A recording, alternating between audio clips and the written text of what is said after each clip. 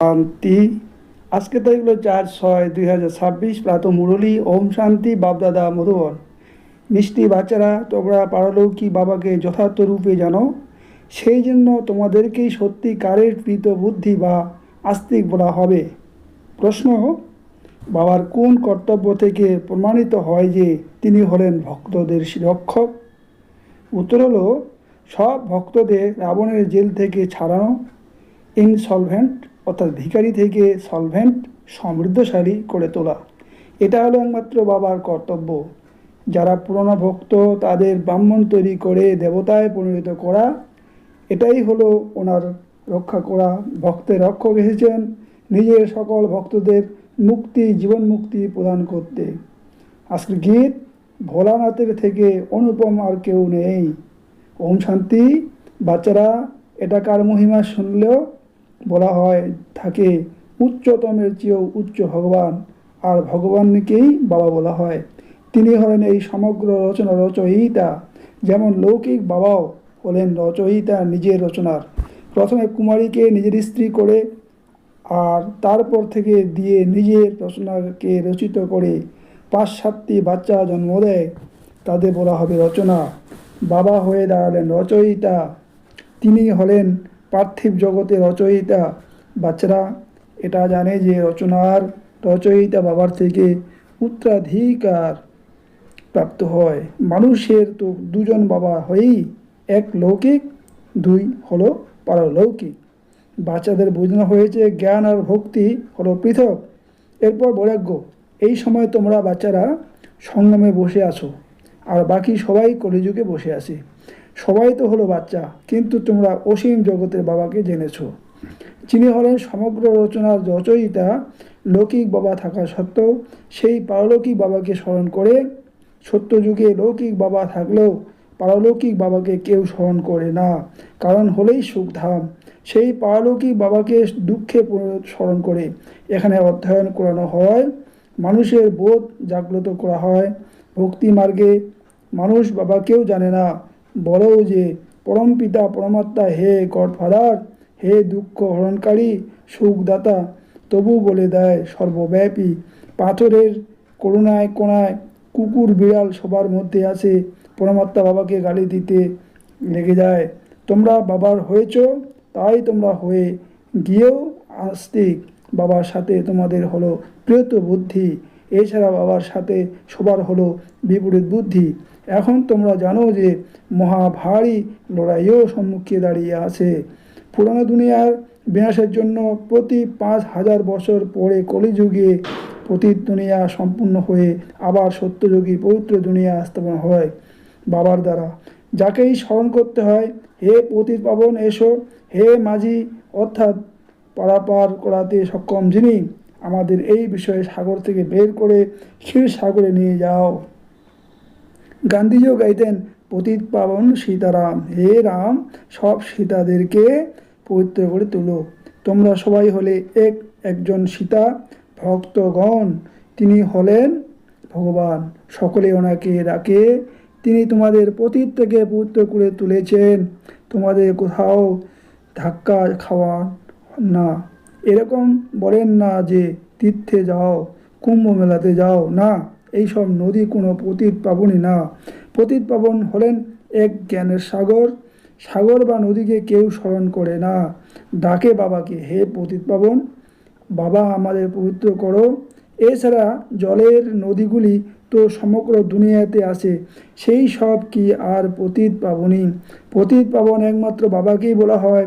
তিনি যখন আসবেন তখন এসে পবিত্র করবেন। ভারতের মহিমা খুবই গুরুত্বপূর্ণ। ভারত হলো সব ধর্মের তীর্থস্থান। শিব জয়ন্তীও এখানে পালিত হয়ে থাকে। সত্যযুগে তো হলো পবিত্র দুনিয়া, সেখানে দেবী দেবতারা থাকেন। দেবতাদের মহিমা সুখ্যাতি করা হয় সর্বগুণ সম্পূর্ণ, 16 কলা সম্পূর্ণ। চন্দ্রবংশীদের 14 কলা বলা হবে। তারপর সিঁড়ি নিচে নামতে থাকে। বাবা এসে সেকেন্ডে সিঁড়িতে উঠিয়ে শান্তিধাম সুখধামে নিয়ে যান। তারপর 84 জন্মের চক্র আবর্তিত হয়ে সিঁড়ি দিয়ে নামে। 84 জন্ম কেউ তো নিয়ে থাকবে। মুখ্য হলো সর্বশাস্ত্রময়ী শিরোমণি গীতা। শ্রীমদ্ ভাগবত মানে ভগবানের গাওয়া। কিন্তু ভগবান কাকে বলা হয় এটা পতিত মানুষ জানে না। পতিত পাবন সকলের সদ্গতি দাতা হলেন এক নিরাকার শিবই, কিন্তু তিনি কখনো আসেন এইটা কেউ জানে না। বাবা নিজেই এসে নিজের পরিচয় দেন। এখন দেখো, এই বালক বালিকা দুইজন বাবা বলে গাওয়া হয়। তুমি মাতা পিতা, তোমাদের এই রাজযোগ শিকার ফলে গহন সুখ প্রাপ্ত হয়। তোমরা এখানে এসেই থাকো অসীম জগতের পিতার থেকে স্বর্গের 21 জন্মের উত্তরাধিকার প্রাপ্ত করার জন্য। এখন শিব জয়ন্তীও ভারতেই পালন করা হয়, রাবণই ভারতে দেখানো হয়, কিন্তু অর্থ কিছুই জানে না। শিব হলেন আমাদের অসীম জগতের পিতা, এইটা একজনও জানে না। শুধুমাত্র শিবের পূজা করতে থাকে। যখন সমগ্র বৃক্ষ অর্থাৎ সৃষ্টির তমোপ্রধান হয়ে যায়, তখন বাবা আসেন। নতুন দুনিয়াতে ভারত স্বর্গ ছিল, ভারতেই সত্যযুগ ছিল, ভারতেই এখন হলো কলিযুগ। বাবা বুঝান, সর্বপ্রথম তোমরা স্বর্গের মালিক ছিলে, এখন তোমরা 84 জন্ম ভোগ করে নরকবাসী হয়েছ। এখন আমি তোমাদের রাজযোগের শিক্ষা দিয়ে মানুষ থেকে দেবতা, পতিত থেকে পবিত্র তৈরি করেছি। ভক্তি অর্থাৎ ব্রহ্মার রাত, জ্ঞান অর্থাৎ ব্রহ্মার দিন। তোমরা অর্থাৎ ব্রহ্মা কুমার কুমারীরা দিনে যাও। এই পুরানো দুনিয়াতে এখন আগুন লাগবে। সেই মতো মহাভারত লড়াই এর পরেই ভারত স্বর্গে রূপান্তরিত হয়ে যায়। অনেক ধর্ম বিনাশ হয়ে এক ধর্মে স্থাপন হয়। বাচ্চারা, তোমরা বাবার সহযোগী হয়ে আদি সনাতন দেবী দেবতা ধর্মে স্থাপনা করছো। তোমরা স্বর্গের মালিক হওয়ার যোগ্য হয়ে গেলে তখন আবার বিনাশ শুরু হয়ে যাবে। এই হলো শিব বাবার জ্ঞান যজ্ঞ। আবার শিব বলো বা রুদ্র মা বলো, কৃষ্ণ জ্ঞান যজ্ঞ কখনো বলা হয় না। সত্যযুগ ত্রেতাতে যজ্ঞ হয় না। যজ্ঞ তখন রচনা করা হয় যখন উপদ্রব হয়। চাল ডাল না হলে বা লড়াই শুরু হলে তো যজ্ঞ রচনা হবে শান্তির জন্য। বাচ্চারা, তোমরা জানো যে বিনাশ না হলে তো ভারত স্বর্গ হতে পারবে না। ভারত মাতা শিব শক্তির সেনা গাওয়া হয়েছে, বন্দনা পবিত্রই করা হয়। তোমাদের অর্থাৎ মাতাদের বন্দে মাতরম বলা হয়, কারণ তোমরা শ্রীমত অনুযায়ী ভারতকে স্বর্গ তৈরি করছো। এখন বাবা বলেন, মৃত্যু তো সকলের মাথার উপরে দণ্ডায়মান, সেই জন্য এক জন্ম পবিত্র হও আর বাবাকে স্মরণ করো, তবে তোমরা তমপ্রধান থেকে শতপ্রধান হয়ে যাবে। এখন তোমরা শূদ্র থেকে ব্রাহ্মণ আবার দেবতা হবে, এটাই কোনো নতুন ব্যাপার নয়। কল্প কল্প প্রতি 5000 বছর পরে এই চক্র অবতীত হতে থাকে। নরক থেকে স্বর্গ তৈরি হয়। প্রতি দুনিয়াতে মানুষ যা কিছু কর্ম করে সেইটা বিকর্মই হয়ে যায়। বাবা বলেন, 5000 বছর পূর্বেও তোমাদের কর্ম অকর্ম বিকর্মের গতি বুঝিয়েছিলাম। এখন বাবা তোমাদের বুঝাচ্ছি, আমি হলাম পরমপিতা পরমাত্মা নিরাকার, তোমাদের বাবা। এই শরীর আর আধার আমি নিয়েছি। ইনি কোনো ভগবান না, মানুষকে দেবতাও বলা যায় না। বাবা বুঝান, তোমরা 84 জন্ম গ্রহণ করতে করতে সিঁড়ি দিয়ে নিচে নামতে থেকেছ। উপরে কেউ যেতে পারে না, সবাই পতিত হওয়ার রাস্তাই বলে দেয়, নিজেরাও পতিত হতে থাকে। তাই বাবা বলেন, তাদের উদ্ধার করতে আমাকে আসতে হয়। এই হলো রাবণ রাজা। তোমরা এখন রাবণ রাজ্য থেকে বেরিয়ে এসেছো। ধীরে ধীরে সকলের জানতে পারবে, ব্রাহ্মণ হলে শিব বাবার থেকে উত্তরাধিকার গ্রহণ করতে পারবে না। বাবা হলেই দুজন, এক নিরাকারী বাবা, এক সাকার বাবা। উত্তরাধিকার প্রাপ্ত হয় এক সাকার বাবার থেকে সাকার বাচ্চাদের, আর তারপর নিরাকার অসীম জগতের পিতার থাকে উত্তরাধিকার প্রাপ্ত হয় নিরাকারী আত্মাদের। এখন তোমরা অর্থাৎ বাচ্চারা জানো যে মিষ্টি মিষ্টি শিব বাবার থেকে আমরা 21 জন্মের জন্য সুখধাম উত্তরাধিকার নিতে এসেছি। বিশ্বে মালিক হচ্ছি যোগ বলে দ্বারা, কোনো হাতিয়ার ইত্যাদি নেই। তাই বাবার সাথে যোগ যুক্ত হয়ে বিকর্ম বিনাশ করে বিষ্ণুপুরী মালিক হই। এখন অমরলোকে যাওয়ার জন্য অমর কথা শুনছি, দুঃখের নামটুকুই নেই। বাচ্চারা, তোমরা এসেছো শ্রীমত অনুযায়ী চলে অসীম জগতের বাবার থেকে শ্রেষ্ঠতম দেবী দেবতা হতে। এইটা কোনো শাস্ত্রের জ্ঞান না, দেখানো হয়। বিষ্ণুর নাভি থেকে ব্রহ্মা বের হয়েছেন, তার হাতে আবার শাস্ত্র দিয়ে দেয়। বাবা বলেন, ব্রহ্মা দ্বারা আমি তোমাদের সমগ্র রচনা আদি মধ্য অন্তের জ্ঞান শোনাচ্ছি। আমি হলাম জ্ঞানের সাগর। গাওয়া হয়, জ্ঞান সূর্য প্রকাশিত হলো, অজ্ঞান তিমির বিনাশ, সত্য যুগে অজ্ঞান হয় না। সেই সত্য ভূমি যখন ছিল তখন ভারত হিরে তুল্য ছিল। ভারতে হিরে জহরতের মহল তৈরি হতো। এখন তো মানুষের সম্পূর্ণ খাওয়ার জন্যও নেই। ইনসলভেন্ট বিশ্বকে আবার সলভেন্ট করে ইনসলভেন্ট বিশ্বকে আবার সলভেন্ট কে করবে? এইটা বাবারই কাজ। বাবার তো চিন্তা হয়, বলে যে তোমাদের রাজযোগ শেখাতে এসেছি, নর থেকে নারায়ণ, নারী থেকে লক্ষ্মী করে তুলি। ভক্তের রক্ষক হলেন একমাত্র বাবা। তোমাদের রাবণের জেল থেকে মুক্তি করে সুখধামে নিয়ে যায়। সমগ্র দুনিয়াতে যারা ব্রাহ্মণ হবে তারাই দেবতা হবে। ব্রহ্মার নামও সুখ্যাত, প্রজাপিতা ব্রহ্মা। তোমরা ব্রাহ্মণরা হলে সবচেয়ে উচ্চতম। তোমরা ভারতের সত্যিকারের আত্মিক সেবা করতে থাকো। সবার স্মরণে এই বিকর্ম বিনাশ হবে। স্বর্ণকারের জানে যে সত্যিকারের সোনা নকল সোনা কী করে তৈরি হয়, ওর মধ্যে রূপা তামা লোহা ঢালে। তোমরাও প্রথমে শতপ্রধান ছিলে, এরপর তোমাদের মধ্যে খাত পড়ে তমপ্রধান হয়ে রয়েছ। এখন আবার শতপ্রধান হতে হবে, তাহলে সত্যযুগে যেতে পারবে। বাবা বলেন, কোনো দেহধারীকেই স্মরণ করো না। গৃহস্থ জীবন থেকে এক বাবা ব্যতীত আর কাউকে স্মরণ না করলে তোমরা স্বর্গপুরীর মালিক হয়ে যাবে। স্বর্গ অথবা বিষ্ণুপুরী ছিল, এখন হলো ব্রাহ্মণপুরী, আবার অবশ্যই বিষ্ণুপুরী হবে। সাধু সন্ত ইত্যাদি সকলের উদ্ধার করতে এসেছি, তাই তো বলা হয় যোদা যোদা হি ধর্মসা। এটাই ভারতের কথা। সকলের সদ্গতি দাতা হলাম একমাত্র আমি, এক বাবা শিব। শিব রুদ্র সব ওনারই নাম, অনেক নাম লিখে দিয়েছে। বাবা বলেন, আমার আসল নাম তো হলো একই শিব, আমি হলাম শিব। তোমরা হলে শালগ্রাম বাচ্চারা। তোমরা অর্ধকল্প দেহ অভিমানী থেকেছ, এখন দেহি অভিমানী হও। এক বাবাকে জানলে বাবার দ্বারা তোমরা সব কিছুই জেনে যাও।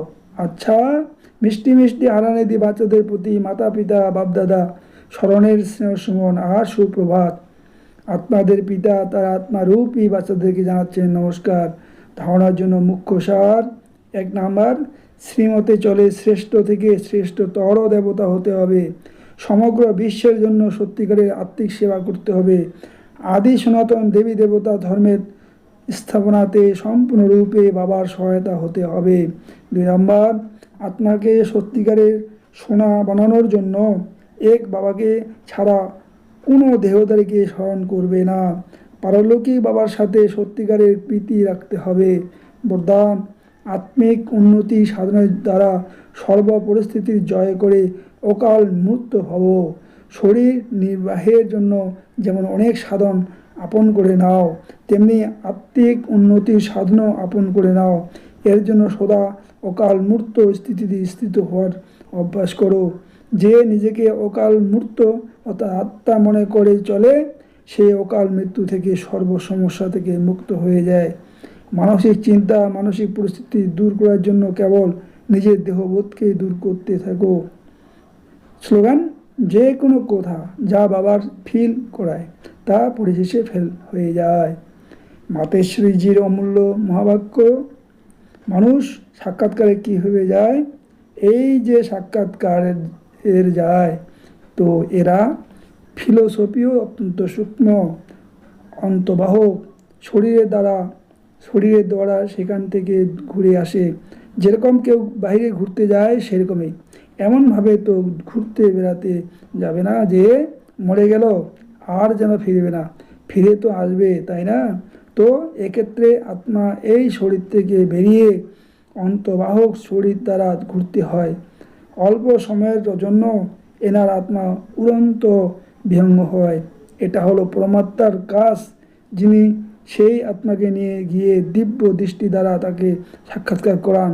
যেরকম রাতে আমরা যখন শরীর থেকে পৃথক আত্মা হয়ে সুখপথে অথবা স্বপ্নের অবস্থাতে চলে যাই, তখন সেই রকম শরীর শান্ত থাকে, তখন দেহ আর দেহের ধর্মকে ভুলে যায়।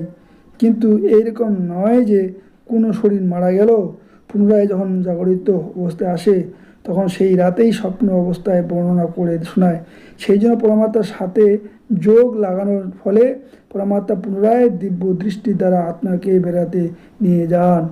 তারপর যখন ধ্যান থেকে উঠে তখন সে সাক্ষাৎকার করে আসে। সেটাই পুনরায় বর্ণনা করে শোনায় যে আমি এটা দেখে এসেছি। তো সেই স্বপ্ন রজগুণ বা তমগুণ হয়ে থাকে। আর এই ধ্যান হলো শতগুণী অবস্থা। তাই ধ্যান করার সময় শরীর মারা যায় না, শরীর বোধ লুপ্ত হয়ে যায়। যেরকম ক্লোরোফর্ম দেওয়ার পর শরীরে বোধ ভুলে যায়। দেখো, ডাক্তার যখন কোনো অঙ্গকে ডেড অবশ করে দেয় তখন ইঞ্জেকশন লাগিয়ে ডেড করে দেয়, কিন্তু অন্যান্য ইন্দ্রিয় তো সচল থাকে। তো ধ্যানও এরকম, যে আত্মা উড়ে গিয়ে কোনো জায়গায় পরিদর্শন করে আসে, কিন্তু শরীর মারা যায় না। এই দড়ি টানার স্মৃতিও পরমাত্মার মধ্যেই আছে, কোনো মনুষ্য আত্মাতে নেই। আচ্ছা, ওম শান্তি। অবক্ত এসেরা সদা হাসি খুশি থাকার জন্য নিজের নেচারকে সরল বানাও, সহনশীল হও, সদা হাসি খুশি থাকো। মানুষের সারণিক বিষ্ণু রূপে দেখানো হয়েছে। বিষ্ণু ক্ষীরসাগরে আরামের সঙ্গে বিশ্রামরত অবস্থা জ্ঞানের মন্থন করে হাসি খুশি হচ্ছেন। তাই হাসি খুশি থাকার সাধন হলো জ্ঞানের মন্থন। যে যত জ্ঞানের মন্থন করে সে ততই হাসি খুশি থাকে।